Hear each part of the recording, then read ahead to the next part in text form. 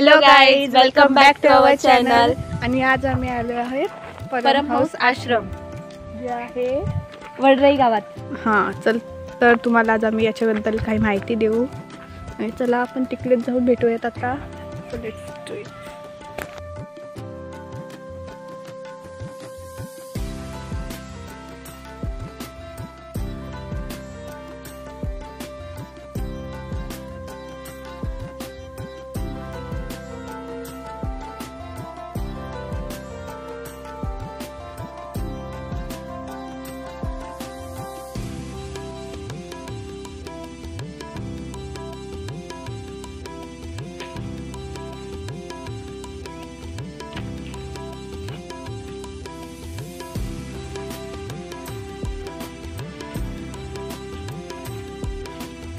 So guys, आम्ही आता परम हाऊस आश्रममध्ये पोहोचलेलो आहे.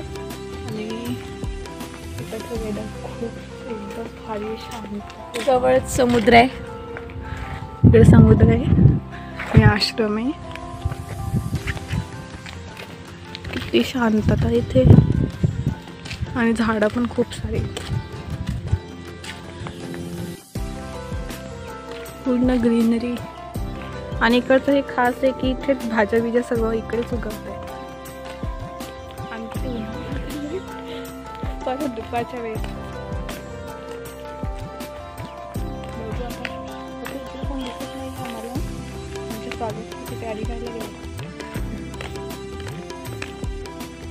आणि गेट आलं इकडे सर्वीकडे ना ते भावार्थ ओव्या टाईप लिहिलेले सगळे. सो गाईज, आता आम्ही जरा हातपाय धुवून मंदिराचं दर्शन घेतो. तर गाईज, आम्ही आता आलो आहे. इथे मंदिर आहे सुंदरसं. हे मोठं वडाचं झाड आणि हे आहे पक्ष्यांचा किलबिलाट एकदम मस्त आहे. मला छान वाटतं. हे भारी वाटतं हे सुद्धा.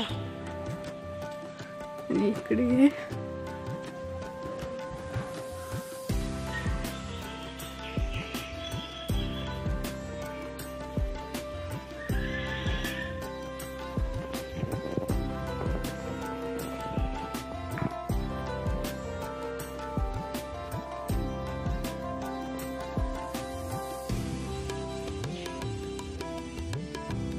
इथे जेव्हा ते महाराज येतात ना, हा पूर्ण भरलेला असतो, पूर्ण गेटपर्यंत.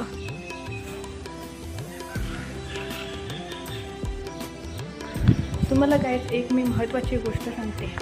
आम्ही जिकडे पण जातो ना, आम्हीच फक्त असतो, तिथे कोण दिसत नाही. चला आता बूट घालू. बघू कोणाबद्दल माहिती भेटते का नाही.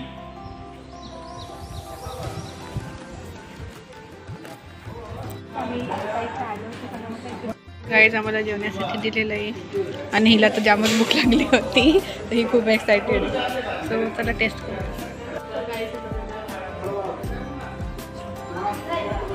जेवण खूप टेस्ट आहे. पुलाव दिलेला आहे.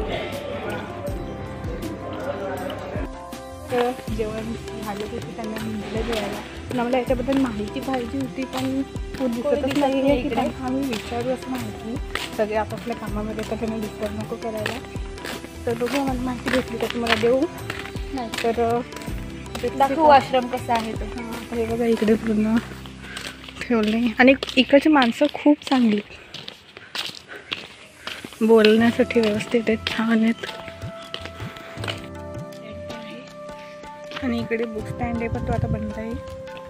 इकडे खूप असं काही लिहिलेलं आहे, पण तेवढंच तर आम्हाला एवढी चांगली माहिती नाही, तर आम्हाला वाचता येत नाही. चला आम्ही आता घरी जातोय.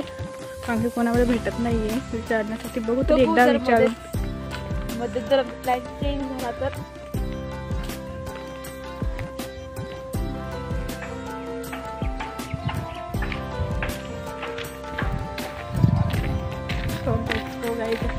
आम्ही इकडनं चाललो आहे दुसऱ्या आश्रममध्ये. बघूया तिथे काय भेटते का. तिथे विचारांसारखं कोणच नको मला विचारलं नाही. तर बघा गाईज, आम्ही आता इकडून सो गाईज, आम्ही आता परत घरी चाललेलो आहे. आणि आता बघू पुढे एक अजून आश्रम आहे, तिथे आम्ही जाऊन सुद्धा बघतोय, ते सुद्धा व्हिडिओ तुम्हाला देतो तिकडची इन्फॉर्मेशन. पण इकडचं हे एक चांगलं आहे की बघितलं ना तर हे आश्रम आहे आणि याच्या पुढे समुद्र आहे, खूप सुंदरसा. तर चला पुढे जाऊयात आता आणि नंतर भेटूया. Let's go.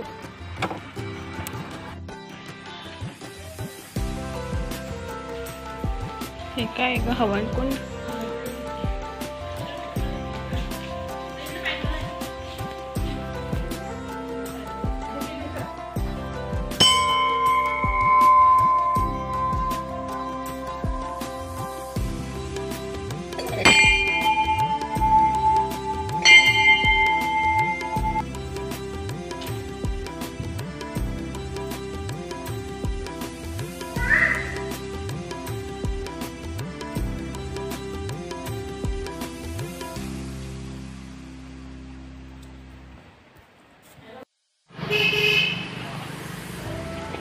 बोल. सो गाईज आता आम्ही आलो इथे गगनगिरी सेवाश्रम सातपाटीला.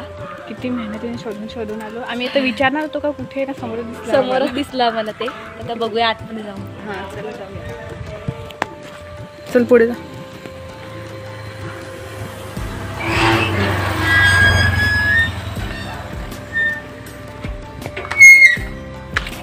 ठीक आहे.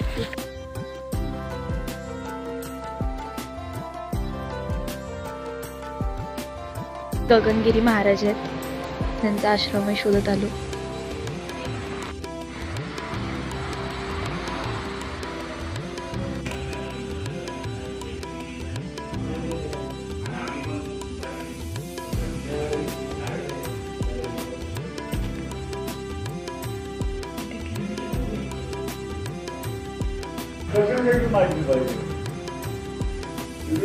समोर आहे. तिथून एक झरा वाहतो. तिथे 14 वर्ष निरंकार तपश्चर्या केली. त्याच्यानंतर त्या तिथे कायाकल्प सगळं स्वतःचं शरीर फाडून हे करून ते बदललेलं आहे. त्या झाडावरती कसं ते मरची उडवली तिची कटली असं. त्याच्यानंतर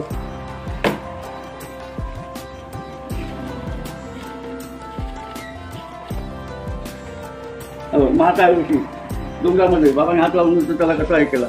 वर्षानुवर्षे त्याला ऋषीच्या महाऋषी तपश्चर्या करतो. त्यावेळेला कलियुग होईल येईल त्यावेळेला हे इथे केलं. मग डोंगराला हात लावून डोंगर बाजूला झाला आणि त्याच्यामध्ये ते हे केलं. म्हणजे हे सगळं दाखवलेलं. बरोबर. त्याच्यानंतर तेव्हा कोण करणार हे ते याच्यामध्ये लेखामध्ये दाखवलं बाबाईचे. बाबा इथे येऊन गेलेले आहे. हो इथे राहून माझे आजोबा यायचे इकडे. माझे आजोबा यायचे इकडे. कोण? गोविंद पाटील टेंबोड्याला राहतात. ही बाबांची सही.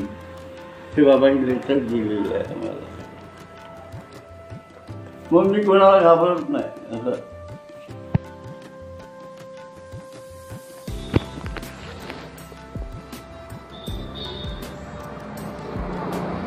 हा योगी आहे. त्याने आपल्याला आणि देवाच्या नावाने खूप लोक पैसे खातात. पैसे खातात चुकीचं आहे. उसाचा रस प्यायला खूप गरम.